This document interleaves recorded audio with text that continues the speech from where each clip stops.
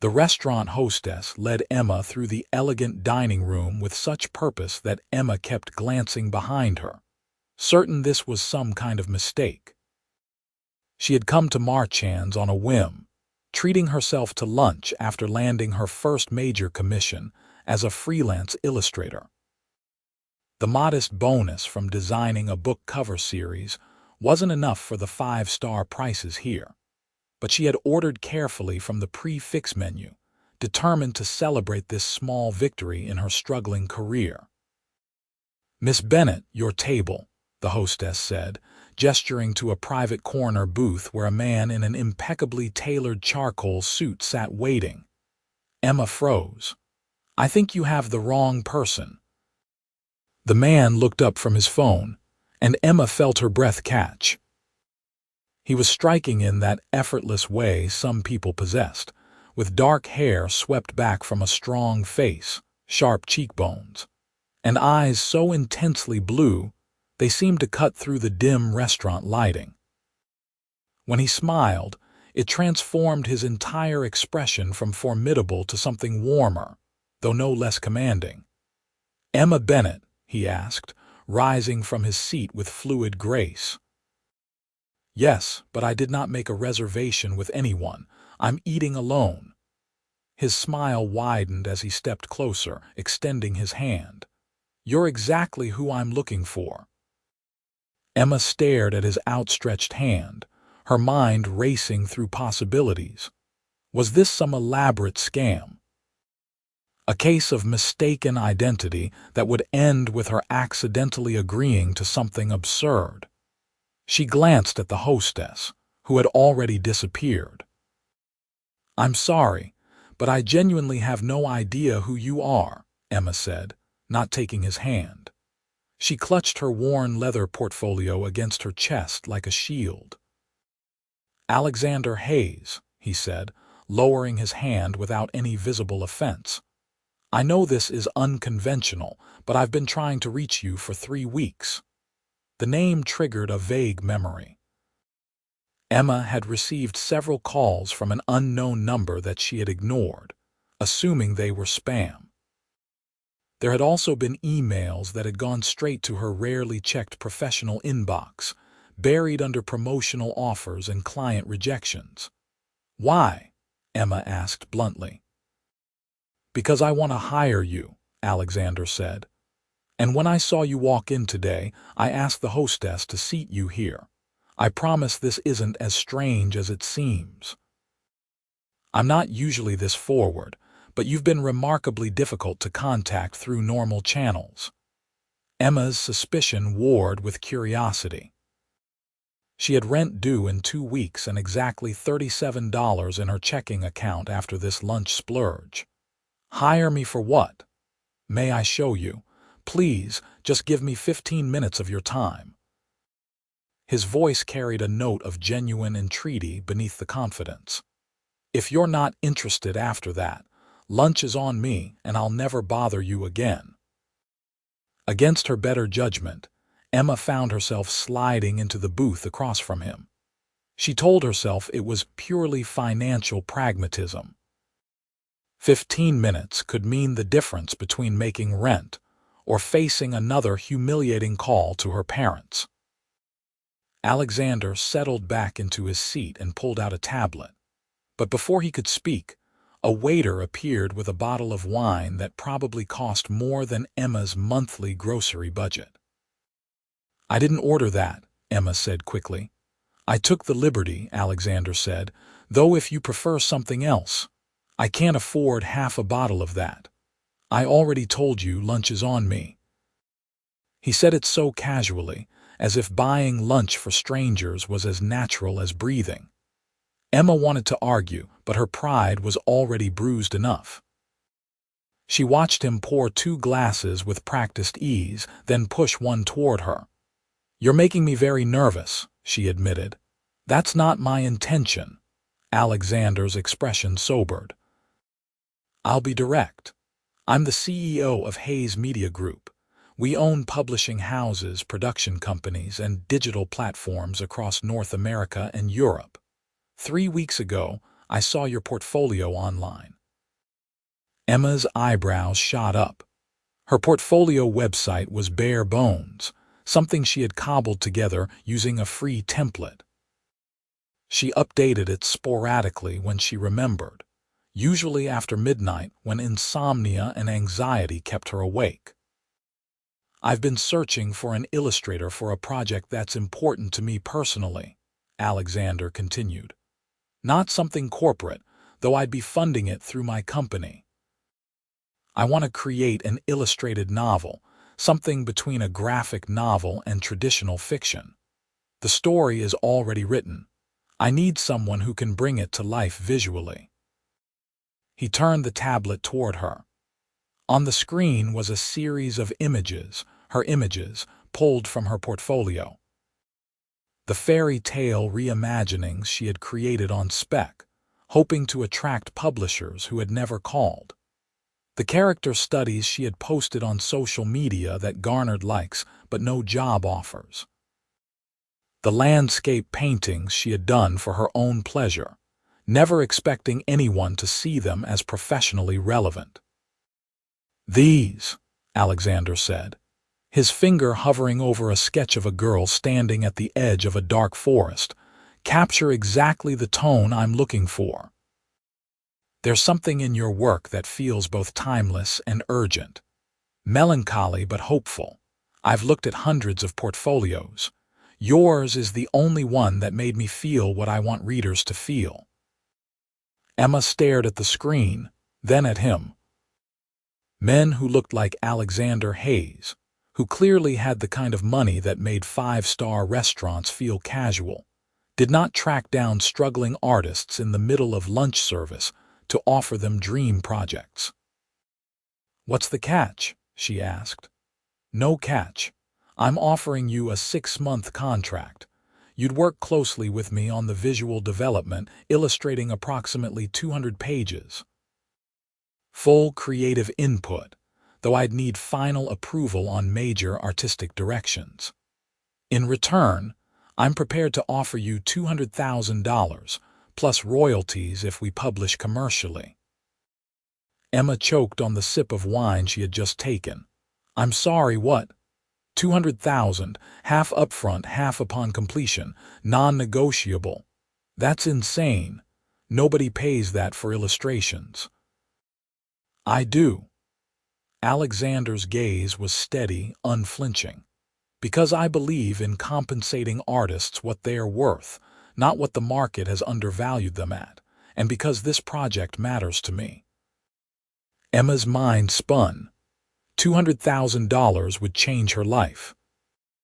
She could pay off her student loans, move out of her apartment with the broken heating and the neighbor who played drums at 2 in the morning, actually save money for the first time since graduating college 3 years ago. Why does it matter to you? She found herself asking. Something shifted in Alexander's expression, a brief flicker of vulnerability before the polished composure returned. The story is about my sister. She passed away 5 years ago. She was a writer, unpublished but brilliant. This was her manuscript. I want to give it the life she never got to see. The raw honesty in his voice cut through all of Emma's cynicism. She recognized that particular grief, the kind that settled into your bones and changed the architecture of who you were. Her own brother had died when she was 17, and it had redirected the entire trajectory of her life toward art, toward capturing moments and emotions before they could slip away. I'm sorry, Emma said quietly. Thank you. Alexander cleared his throat, professional mask sliding back into place. I don't tell many people that. But I wanted you to understand that this isn't some vanity project. It's personal. Emma looked down at her portfolio on his tablet, seeing her work through new eyes. Maybe it was good enough. Maybe she had been good enough all along, and the problem was an industry that treated artists as expendable. What's the timeline? She asked. The smile that spread across Alexander's face was triumphant but warm. We'd start next week if you're willing.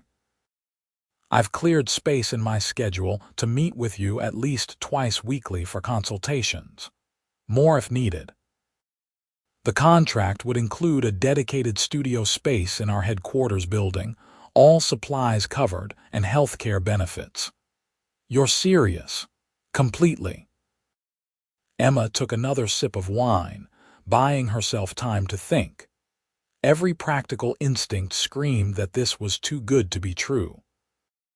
But the memory of her bank account balance and the passion in Alexander's voice when he spoke about his sister swayed her. I need to see the manuscript first, she said. And I need a lawyer to review any contract before I sign. Absolutely, I'd expect nothing less. Alexander pulled out his phone. Give me your email address. I'll send you the manuscript tonight and have my legal team draw up a contract by tomorrow. Take a week to review everything. Get a lawyer. Ask any questions. I want you to feel completely comfortable with this. Emma rattled off her email, still half convinced she would wake up and discover this entire lunch had been a stress dream. Can I ask you something? Alexander said as he typed on his phone. You're offering me $200,000. I think you've earned a question. Why illustration? What made you choose this career? It was not the question Emma had expected.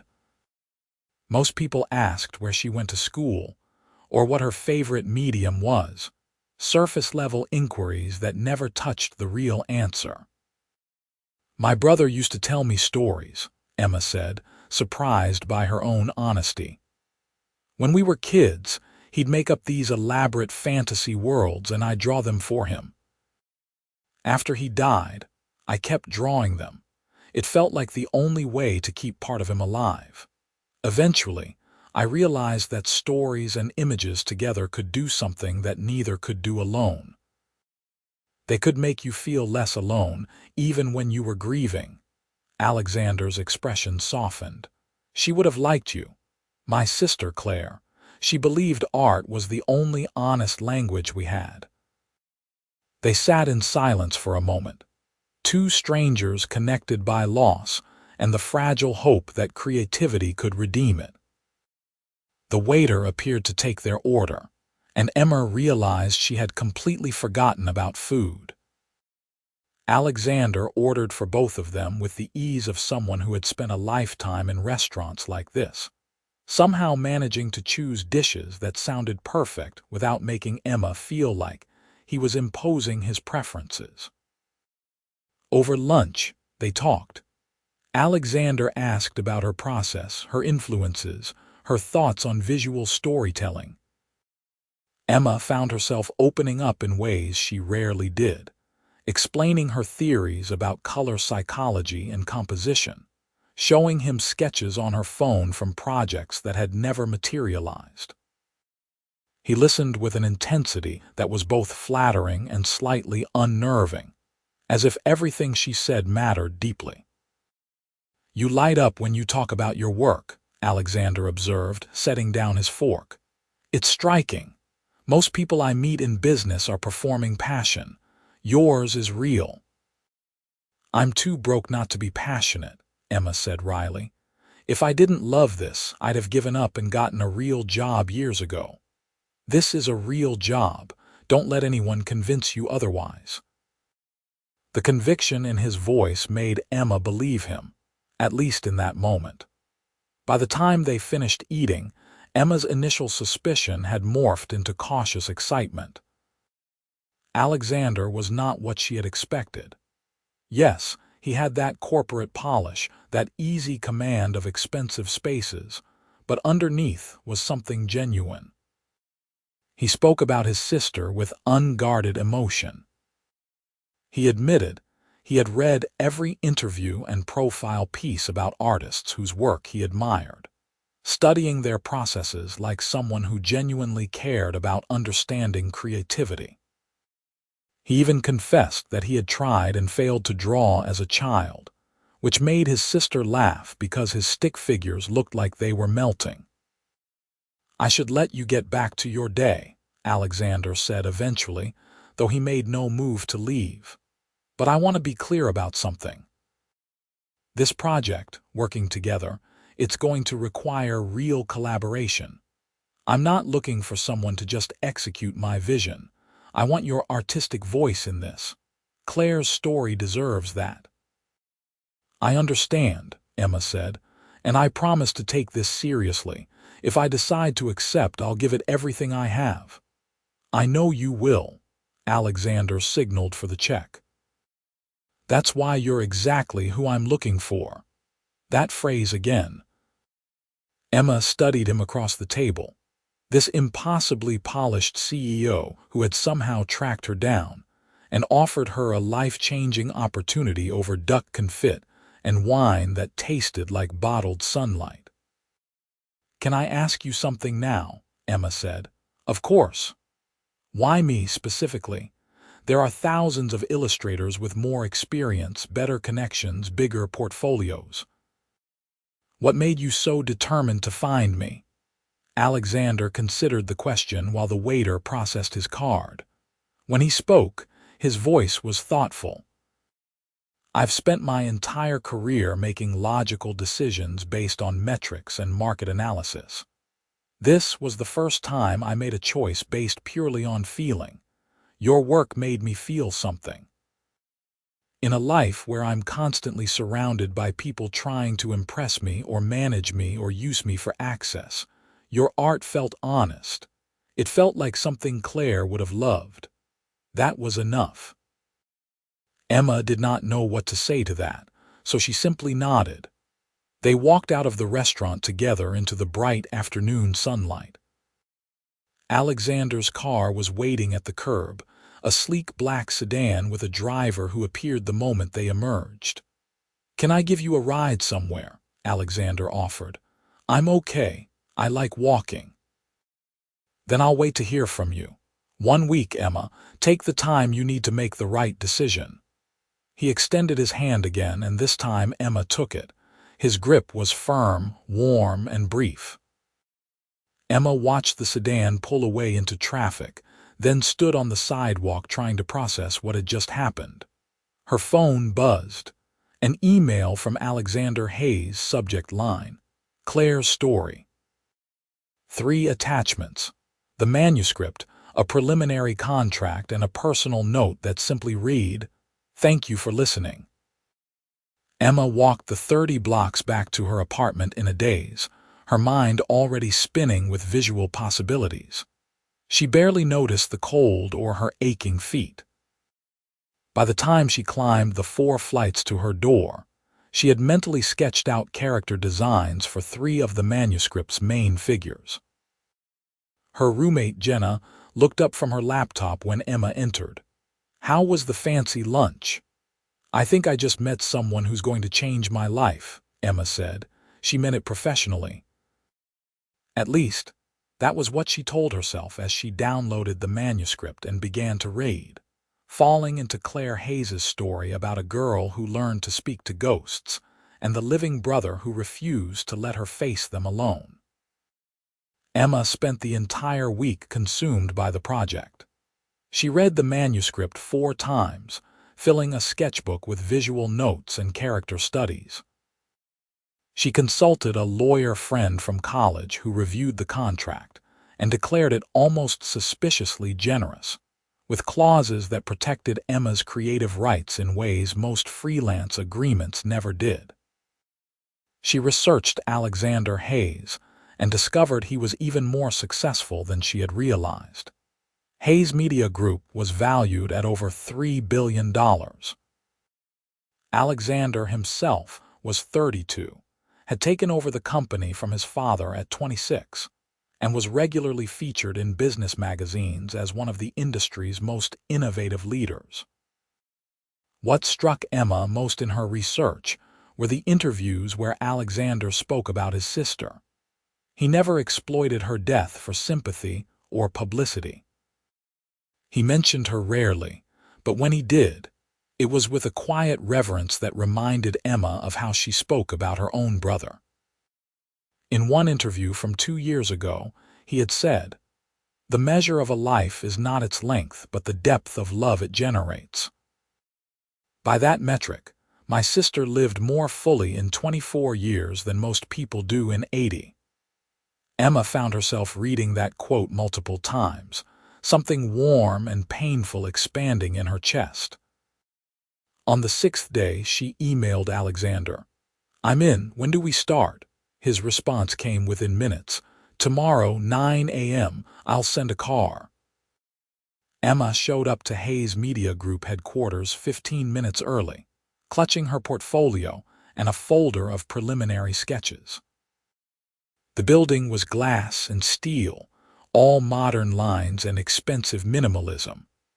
The lobby alone was larger than her entire apartment. Alexander met her personally at the elevator bank on the 20th floor, dressed in another perfect suit, this one navy with a subtle pinstripe. His smile when he saw her was genuine and immediate. "You came," he said. "You doubted I would. I've learned not to assume anything when it comes to artists. Too many have told me to go to hell when I tried to engage them in commercial projects." "Well, $200,000 is very persuasive." Alexander laughed, a rich sound that seemed to surprise him. "Come on, I want to show you your studio." He led her down a hallway lined with abstract art that probably cost more than Emma would earn in a lifetime, then stopped at a door with a blank nameplate. When he opened it, Emma gasped. The room was perfect. Floor-to-ceiling windows flooded the space with natural light.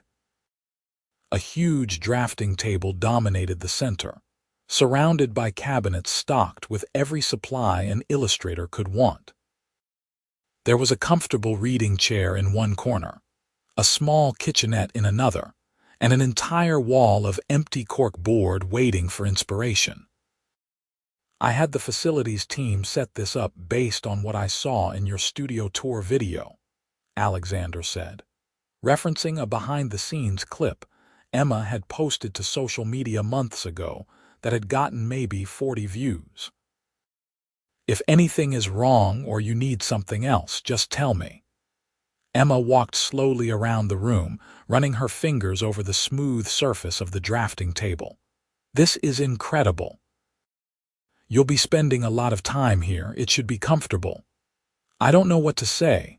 Say you'll create something beautiful." Alexander's voice was soft. "That's all I want." They spent the next 3 hours going through the manuscript together. Alexander had brought Claire's original handwritten notebooks, pages filled with cramped writing and margin notes. He handled them with such care that Emma felt like she was witnessing something sacred. "She wrote this during her last year," Alexander explained. "She knew she was dying. The cancer had spread too far for treatment to be anything but palliative. But instead of falling apart, she wrote. Every day, no matter how much pain she was in, she wrote."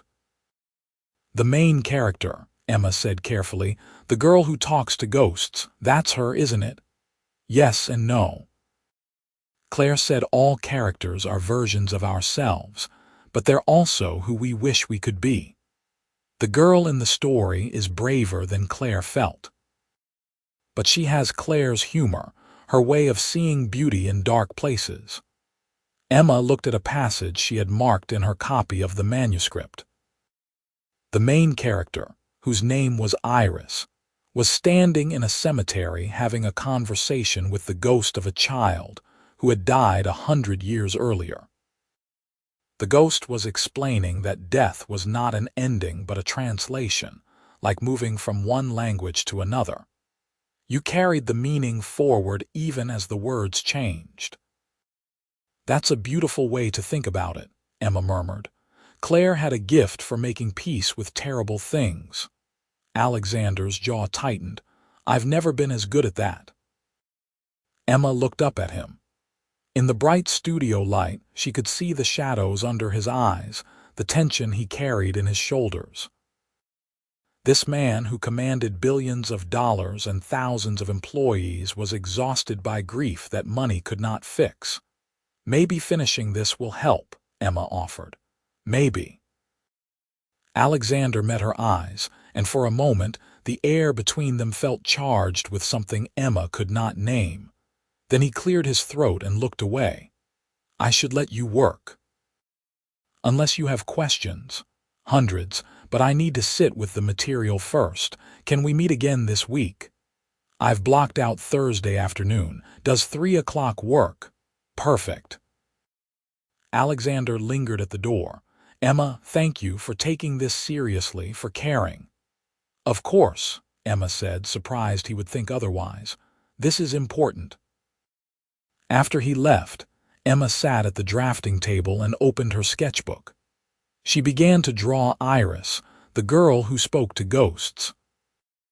But as her pencil moved across the page, she found herself thinking not just about Claire's character, but about Alexander himself.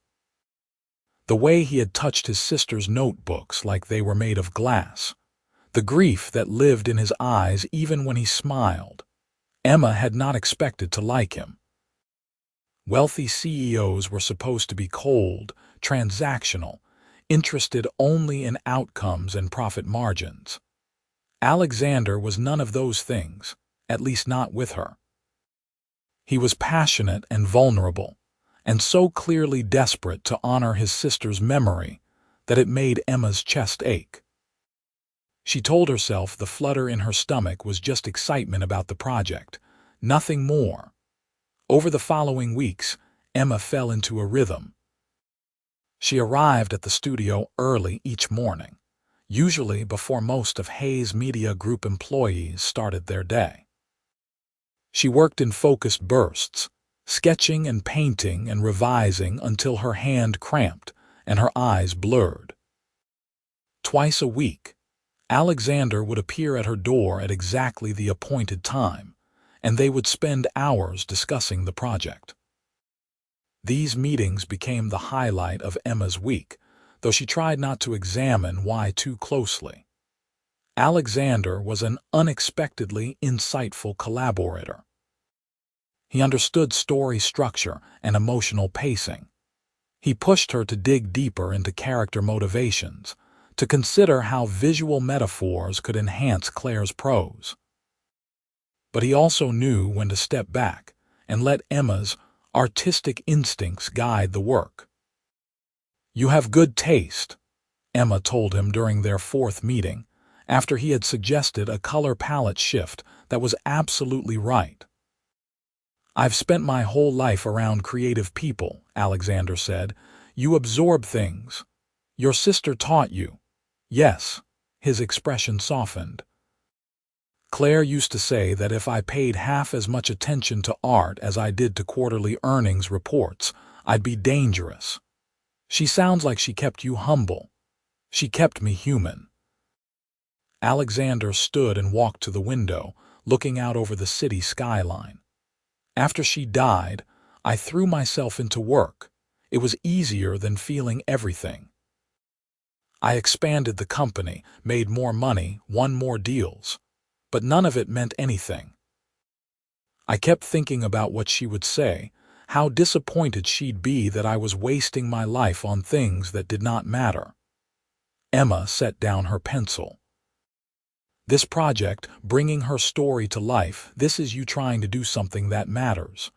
Yes, but it's more than that. Alexander turned to face her. Working with you, seeing you bring Iris to life, it's reminded me what it feels like to care about something beyond metrics and market share. You've given me that, whether you realize it or not. The intensity in his gaze made Emma's heart skip.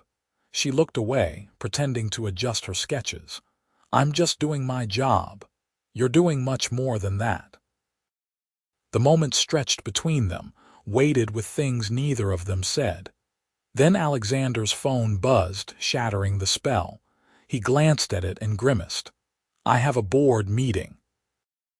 I need to go. Of course, I'll keep working on the cemetery sequence. Alexander paused at the door. Emma, would you want to have dinner sometime, not to discuss the project, just to talk? Emma's pulse jumped. Like a meeting. Like a date. He said it simply, without pretense or game playing. I'm interested in you, not just as an artist.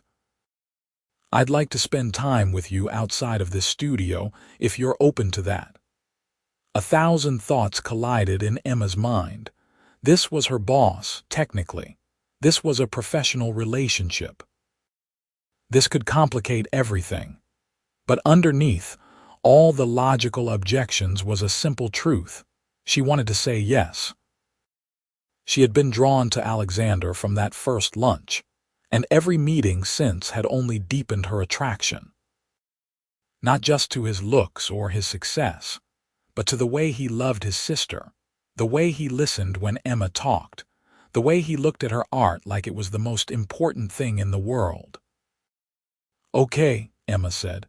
"Yes, I'd like that." The smile that spread across Alexander's face was worth every risk. "Friday night, I'll pick you up at 7. He left before Emma could second-guess herself. She sat at her drafting table, staring at her sketches of Iris without really seeing them. She was going on a date with Alexander Hayes. The thought was terrifying and exhilarating in equal measure. Jenna's reaction when Emma told her was appropriately dramatic. She literally screamed, then demanded to see photos of Alexander, then screamed again when Emma showed her.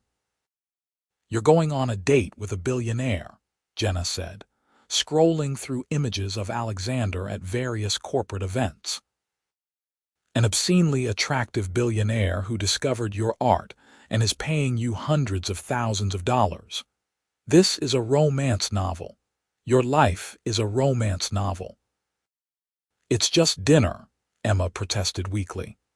"Nothing is just dinner with a man who looks like that and has that much money. What are you going to wear? Please tell me you're not wearing your usual date outfit." Emma's usual date outfit was jeans and a nice sweater, an ensemble that had served her adequately through a handful of forgettable dates with guys from her art collective, and one disastrous setup from a well-meaning cousin. "What's wrong with my date outfit?" "Nothing if you're going to a coffee shop with a grad student. You're going out with Alexander Hayes. You need to step it up." Emma wanted to argue that Alexander had met her when she was wearing a simple dress and cardigan, so clearly he was not expecting high fashion.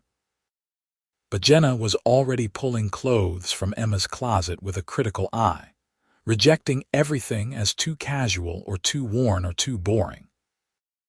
They ended up going shopping, using a tiny portion of Emma's upfront payment to buy a dress that made Emma feel both sophisticated and like herself. It was deep emerald green, simple lines but beautiful fabric, hitting just above her knees. Jenna also bullied her into new shoes, and a trip to a salon for a haircut that actually had a style, instead of Emma's usual utilitarian ponytail. By Friday evening, Emma barely recognized herself in the mirror. She looked polished, professional, like someone who belonged in Alexander's world. The thought was both empowering and slightly sad. She did not want to become someone else to be with him. But maybe this was just showing him a side of herself that had always existed beneath the paint-stained fingers and second-hand clothes. Alexander arrived at exactly 7, looking devastating in dark slacks and a crisp white shirt with the sleeves rolled to his elbows. His eyes widened when he saw Emma. "You look beautiful," he said. "Thank you. You clean up nice yourself." His laugh was warm. "I promise I own clothes other than suits, though I wear them so rarely I sometimes forget." He had brought flowers, a simple bouquet of white roses that Emma suspected cost more than her grocery budget, but were chosen with taste rather than ostentation. She put them in a glass of water, kissed Jenna on the cheek as her roommate made exaggerated swooning gestures behind Alexander's back, and followed him downstairs to where his car waited. "I thought we could go to this small Italian place I know," Alexander said as the driver pulled into traffic. "It's quiet, family-owned. No one will bother us. But if you'd prefer something else, that sounds perfect." The restaurant was in a neighborhood Emma had never visited, tucked into a side street that looked like it belonged in a European film. Inside was warm and dimly lit, all exposed brick and checkered tablecloths. The owner greeted Alexander by name with a hug, then led them to a corner table that was somehow both private and part of the bustling atmosphere. "I've been coming here since college," Alexander explained. "Claire found it first. She was always discovering hidden places, restaurants and bookstores and parks that no one else knew about. She said the best parts of a city were the parts you had to search for. She sounds like she was wonderful." "She was." Alexander's expression was fond. "She would have loved you. You have the same fierce independence, the same refusal to compromise your vision for commercial appeal." "I've compromised plenty," Emma admitted. "I've taken jobs I hated because I needed the money. I've let clients dictate creative directions I knew were wrong. Being an artist is mostly learning how to sell out gracefully. But you're still doing it, still creating. A lot of people give up." "Giving up would be easier, but not true to who you are." Alexander reached across the table and took her hand. The touch was gentle, tentative, asking permission. Emma did not pull away. They ordered food that Emma barely tasted because she was too focused on the conversation. Alexander was surprisingly easy to talk to when they were not discussing work. He asked about her childhood, her family, her thoughts on everything from politics to favorite books. He listened to her answers with genuine attention, asking follow-up questions that proved he was truly engaged. In turn, Emma learned about his life. How he had never wanted to run Hayes Media Group, but felt obligated after his father had a stroke. How he had restructured the entire company, shifting focus from pure profit to sustainable creative practices that supported artists. How he had set up a foundation in Claire's name that funded grants for young writers. "I'm trying to build something that would make her proud," Alexander said. "But I wonder sometimes if I'm just trying to atone for not saving her." "You know you could not have saved her, right?" Emma said softly. "Cancer is not something you can fix with money or willpower." "Logically, yes, but grief is not logical." "No," Emma agreed. "It's really not." They shared tiramisu for dessert, and somewhere during the meal, Emma realized she was falling for this man. Not because of his wealth or his success, but because of the way he spoke about his sister with such love, the way he treated the restaurant staff with respect, the way he looked at Emma like she was someone worth knowing beyond her artistic abilities. When Alexander drove her home, he walked her to her building's entrance. The night air was cool, and Emma shivered slightly. Immediately, Alexander shrugged off his jacket and draped it over her shoulders. It smelled like expensive cologne and something uniquely him. "Thank you for tonight," Emma said. "I had a really good time." "So did I." Alexander hesitated, then reached up to tuck a strand of hair behind her ear. His fingers lingered against her cheek. "Can I see you again, outside of work?" "Yes, I'd like that." He leaned in slowly, giving Emma plenty of time to pull away. She did not. When his lips met hers, the kiss was gentle and searching, a question more than a demand. Emma kissed him back, her hands coming up to rest on his chest, feeling his heartbeat through the thin fabric of his shirt. When they finally broke apart, Alexander was smiling. "I've wanted to do that since the day I met you in that restaurant. You hit it well." Years of corporate poker face. He kissed her forehead. "Good night, Emma. Good night." Emma floated up to her apartment, still wearing Alexander's jacket, her lips tingling from the kiss. Jenna took one look at her face and squealed. "You kissed him. He kissed me." "There's a difference." "Not really. Oh my God, Emma, you're dating a billionaire. We've been on one date, let's not get ahead of ourselves." But even as she said it, Emma knew this was different from every other relationship she had attempted. This mattered in a way that was both thrilling and terrifying. Work became more complicated after that. Emma tried to maintain professionalism in the studio, but it was difficult when Alexander would appear at her door with coffee and a smile that made her stomach flip. Their twice-weekly meetings developed an undercurrent of tension that had nothing to do with artistic disagreements, and everything to do with the way Alexander's hand would brush hers when reaching for a sketch, or how Emma would catch him watching her with an expression that made her blush. They went on a second date, then a third. Alexander took her to an art gallery opening where Emma felt out of place among the wealthy collectors, until he stayed by her side the entire night, introducing her as a brilliant illustrator working on an important project. They went to a jazz club in Harlem where Alexander knew the musicians and could actually play piano himself, a fact he revealed only when the bandleader coaxed him on stage for a song. They spent a Sunday afternoon in Central Park, eating hot dogs from a cart and watching street performers, talking about everything and nothing until the sun set and the city lights began to glow. Emma was falling in love. She recognized the signs, the way her day felt incomplete until she saw Alexander, the way she found herself sketching his profile in the margins of her work, the way her heart would race when his name appeared on her phone screen. But there were complications. The project was going well, maybe too well. Emma was halfway through the illustrations, and the end date loomed like a deadline for more than just the work. What happened when the contract ended? Would Alexander still want her around, or had she been a pleasant distraction during a grief project?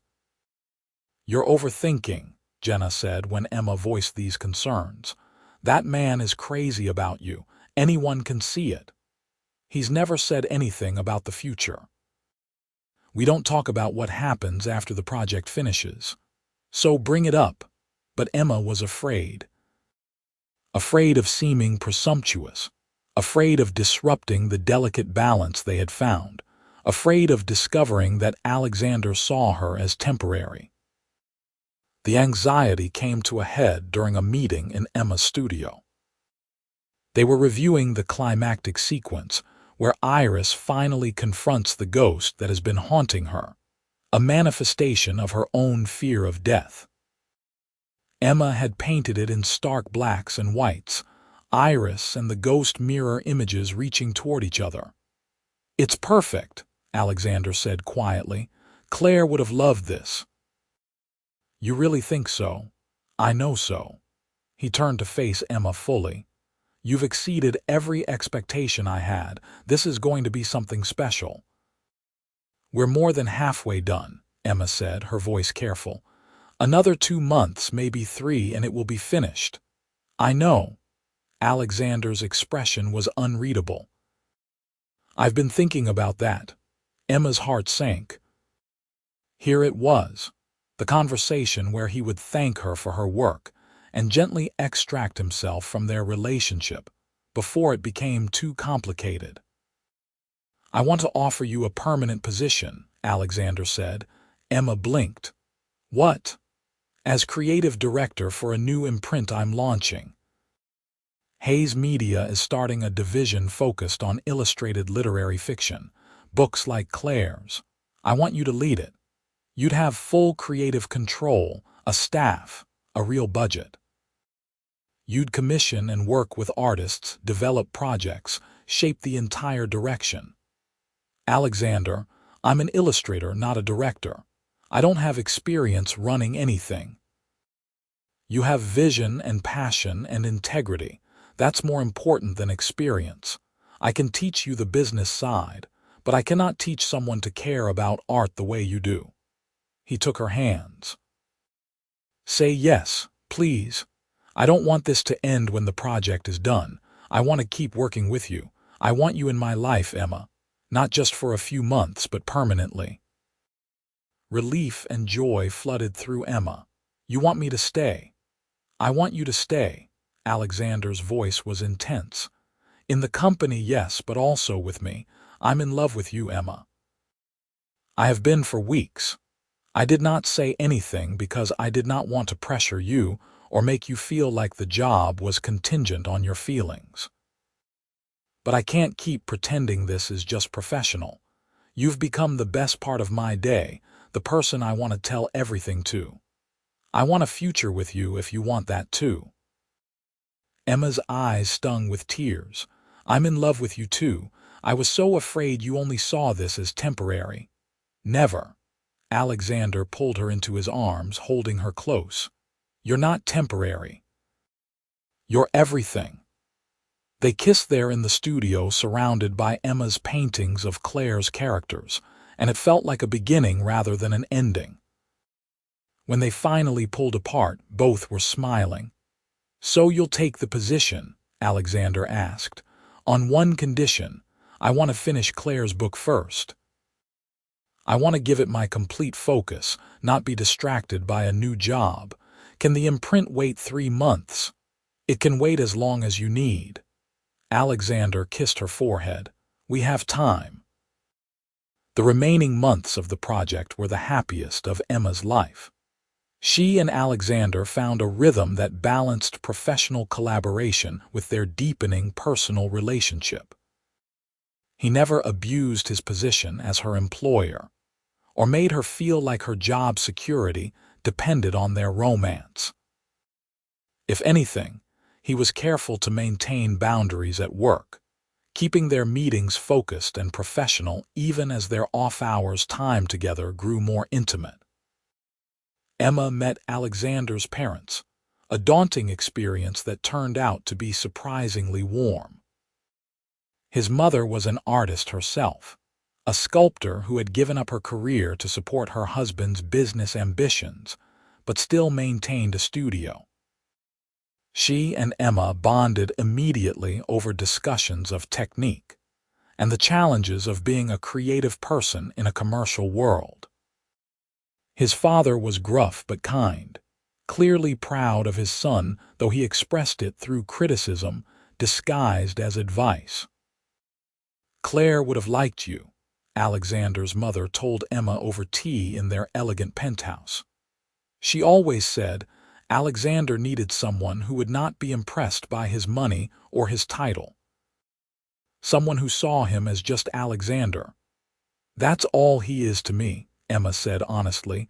"Everything else is just context." Alexander's mother smiled. "You're good for him. He's different since he met you. Lighter." Emma brought Alexander to meet her own parents in their modest suburban home, nervous about the class disparity. But her mother fussed over him the same way she would any of Emma's friends, plying him with home-cooked food and embarrassing childhood stories. Her father, typically reserved, opened up when Alexander asked about his work as a high school history teacher, and they spent an hour discussing educational reform with genuine mutual interest. "He's wonderful," Emma's mother whispered to her while doing dishes, "and he looks at you like you hung the moon." "I really love him, Mom." "I know, sweetheart, I can tell." The book came together like a symphony reaching crescendo. Emma painted the final image on a Tuesday morning in early spring, 3 months after their first date. It was Iris standing at a crossroads, ghosts on one side and living people on the other, and she was smiling because she understood finally that she belonged to both worlds. Behind her, the sun was rising, washing everything in gold light. Alexander came to the studio that afternoon and stood looking at the final painting for a long time without speaking. When he finally turned to Emma, his eyes were wet. "It's perfect," he said. "It's exactly what she would have wanted." "Are you sure?" "I'm sure." He pulled Emma into his arms. "Thank you for giving her story this life, for caring about it as much as I do, for everything." They published the book 6 months later. The launch was a major event, covered by media outlets and attended by literary figures and business leaders alike. But the moment Emma treasured most was a small private reading Alexander arranged at the cemetery where Claire was buried. Just Emma, Alexander, his parents, and a handful of Claire's closest friends. Alexander read passages from the book, while Emma's illustrations were displayed on easels around Claire's grave. Afterward, Alexander's mother placed a copy of the finished book on the headstone. "She would be so proud of you both," she said. The book was a critical and commercial success, hitting bestseller lists and winning awards for both the writing and the illustrations. But more importantly, it connected with readers in the way Claire had hoped. Emma received letters from people who had lost loved ones, who saw themselves in Iris's journey, who found comfort in the idea that death was translation rather than ending. Emma took the position as creative director and discovered she loved it. Building the imprint from the ground up, finding new voices and new artists, creating books that mattered, it felt like purpose. Alexander supported her completely, giving her freedom to shape the division while offering guidance when she asked for it. Their relationship deepened into something solid and enduring. Alexander proposed on the 1-year anniversary of their first date, back at the Italian restaurant where they had first kissed. He did it simply, without fanfare, just dropped to one knee between the main course and dessert and asked if she would marry him. Emma said yes before he even finished the question. They married the following spring in a small ceremony in the same park where they had spent that first Sunday afternoon together. Emma wore a simple dress she designed herself, with illustrations from Claire's book embroidered into the hem. Alexander's vows made her cry, particularly when he said, "Claire told me once that the right person would feel like coming home. You are my home, Emma, today and always." Emma's vows promised to love him not despite his grief but with it, to honor Claire's memory through the work they did together, to build a life filled with art and love and meaning. They honeymooned in Italy, wandering through museums and eating too much gelato, and making love in a villa that overlooked the Mediterranean. Alexander taught Emma basic Italian, and she sketched the landscapes they explored, filling a journal with memories. When they returned, Emma discovered she was pregnant. The news was unexpected but wanted.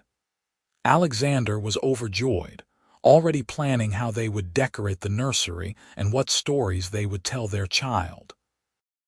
"We'll tell them about Claire," Emma said, her hand on her still flat stomach. "About how she loved stories and saw beauty everywhere. About how she brought us together in a way." "She did," Alexander agreed. "I found you because of her. Everything good in my life now traces back to her." Their daughter was born on a snowy December morning, perfect and healthy and screaming with impressive lung capacity.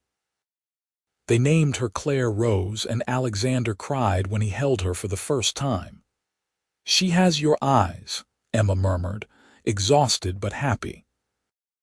"And your determination, based on how hard she fought on the way out," Alexander said, making Emma laugh. Watching Alexander with their daughter, Emma thought about that first lunch when she had been so suspicious of his motives, so convinced that men like him did not track down struggling artists with genuine intentions. She had been wrong. Alexander had been exactly who he appeared to be, someone guided by love and loss toward creating something meaningful. The imprint thrived.